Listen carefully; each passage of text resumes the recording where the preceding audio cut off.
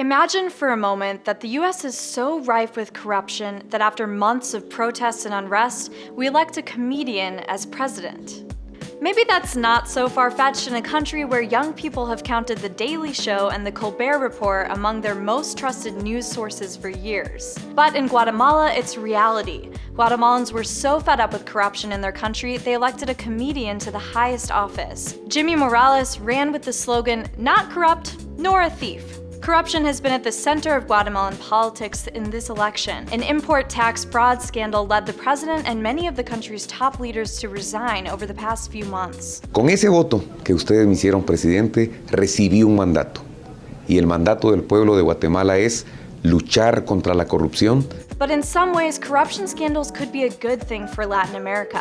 In a region where leaders often get away with crimes like money laundering or bribery, a scandal means people are at least aware something bad is happening. That was especially true of the scandal in Brazil involving energy corporation Petrobras. The elaborate bribery scheme left the country in shock. Even Brazil's president had her name pulled into the accusations. One of the lawyers who uncovered the scandal told the New York Times, "In Brazil, we know that corruption is a monster, but we never really see the monster. This was like seeing the monster." No one would say corruption itself is a good thing. In Brazil, the scandal was another factor in an already struggling economy. And high corruption is also associated with high rates of organized crime and violence. But if there's one positive, it's that scandals like these are finally being brought to light. The Wall Street Journal wrote, "Amid the public outrage and soul-searching about squandered potential, it's easy to overlook another side to the scandal.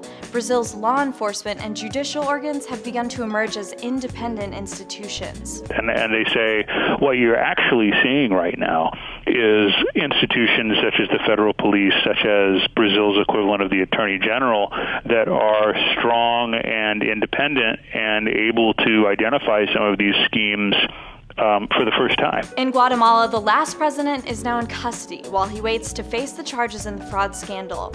And many are hoping Morales will make good on his promises to end corruption. So although political and economic corruption is still a big problem in many Latin American countries, at least it's being exposed. Because you can't fix a problem you don't see.